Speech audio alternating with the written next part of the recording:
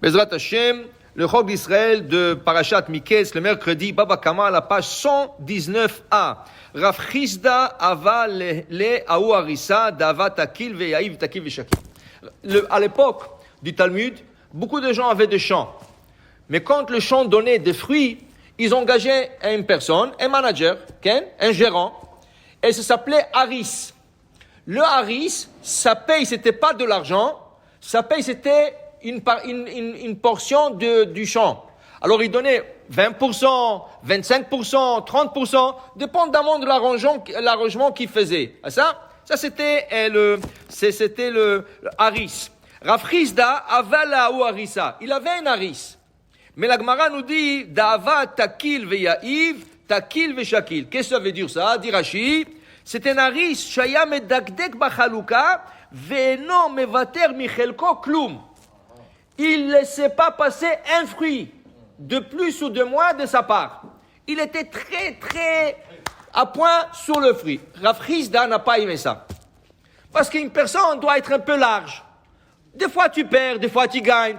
Comment tu me fais le calcul sur un fruit? Ça veut dire que tu es pointilleux sur un fruit, sur deux fruits, tu es pointilleux comme ça. Rav Chisda ne pouvait pas le supporter. Il a renvoyé du travail. Et il a dit, Kara nafshet, safoun la tzadik chel chote. Lui, il a perdu maintenant. Pourquoi? Moi, maintenant, je prends tout. Je prends le 100%. Rav Chisda a dit, moi, ça ne me dérangeait pas de partager avec lui. Je lui donne 20%, 30%. Mais trop pontilleux qui me fait le calcul. Tu me dois 1 kilo de plus ou un fruit de plus. Trop, c'est trop. Okay? Dans la vie, c'est la même chose. Il y a des gens qui sont larges. Tu sais, $1 de plus, $1 de plus, c'est pas grave. Okay? Il faut faire attention. Quand quelqu'un reçoit son salaire en argent, tu as besoin de lui donner jusqu'au dernier sou. Ça, on ne parle pas de ça. Okay? Si quelqu'un a gagné de l'argent, on va dire il a fait 1000 et on va dire ça donne $1022. Tu dois lui dire, pas lui dire ok, on arrondit à 1000. Non. S'il revient 1000 à $22, tu lui donnes $1022. Okay? Et même si c'est des sous, et $22 et 50 sous, tu lui donneras les 50 sous aussi. Okay? On ne parle pas de ça. Ici, le haris, il prenait, mais c'est des fruits. Alors tu peux donner un fruit de plus, un fruit de moins. Tu ne commences pas à mesurer dans un fruit. Okay? Il y a des choses que oui, s'il faut que ça soit exact, tu dois payer quelque chose. Tu dois payer une dette. Ça doit être au cent. Okay? Mais il y a des choses qu'il faut laisser passer. Okay? Et Rav Chisda n'a pas aimé l'approche de ce monsieur. Okay? Je vais vous raconter une histoire que deux fois, c'est pas bon d'être large. C'est pas bon d'être large. Pourquoi? Il y avait une ville en Lituanie qui s'appelait Kelem.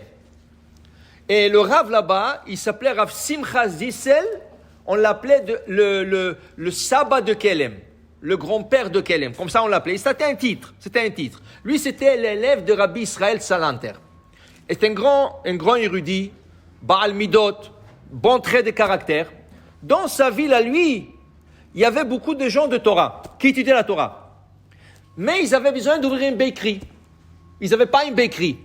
Mais c'est nécessaire une bakery dans une ville. Tu as besoin de pain, le lait, tu as besoin de produits, tu as besoin de tout. Mais personne ne voulait faire. Qu'est-ce qu'il a fait le rabbin? Il a ouvert une bakery. Mais il leur a dit, vous croyez que moi je vais être là dans la bakery? Jamais de la vie. Écoutez, mais je vois que personne ne veut s'en occuper. Okay? Je suis prêt à payer, mais personne ne veut.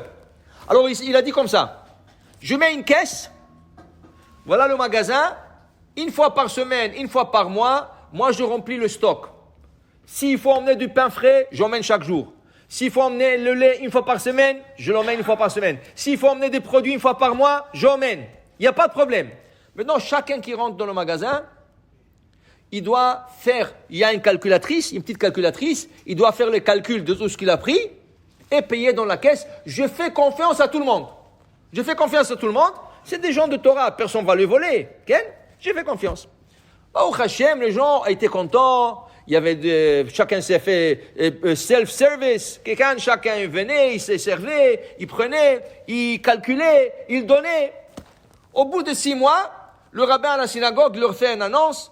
Monsieur, je m'excuse, mais je ferme le magasin. Waouh! Il regardait et dit, quoi? Tu veux me dire que quelqu'un a volé de l'argent? Pourquoi il fait le magasin? Qu'est-ce qui t'est arrivé? Alors il leur dit non, chas v'shalom, personne n'a volé, même pas un sou. J'ai trouvé chaque mois de l'argent de plus. Oh, alors qu'est-ce qu'il y a? Au contraire, c'est bon, ça veut dire que les gens sont larges, les gens sont bien, qu'est-ce que vous voulez? Il dit non. Vous ne comprenez pas comment le Yetzer Hara marche. De l'argent de plus, c'est une raison de voler. Comment? Il dit, pourquoi il y a de l'argent de plus dans la caisse? Pourquoi? Si les gens sont venus, ils ont fait le calcul, pourquoi il y a de l'argent de plus? C'est simple, je vais vous expliquer ce qui est arrivé. Le gars qui venait, et par exemple, il devrait donner $18,50. Il regardait dans la caisse, il n'y avait pas $1,50 de change. Qu'est-ce qu'il a dit? Il a mis $20. Il a dit, c'est pas grave, il y a là $1,50, ça vaut la peine. Okay? L'autre gars. Alors, je me suis trouvé avec plus d'argent. Mais vous comprenez pas. La prochaine fois, ce gars, il vient dans le magasin, il doit donner $21. Et il n'a pas $1. Qu'est-ce qu'il va dire? Je vais mettre $20. De toute façon, l'autre fois, je donnais plus. Tu comprends? Et ça va arriver 2 jours, une fois, 2 fois, plus, moins.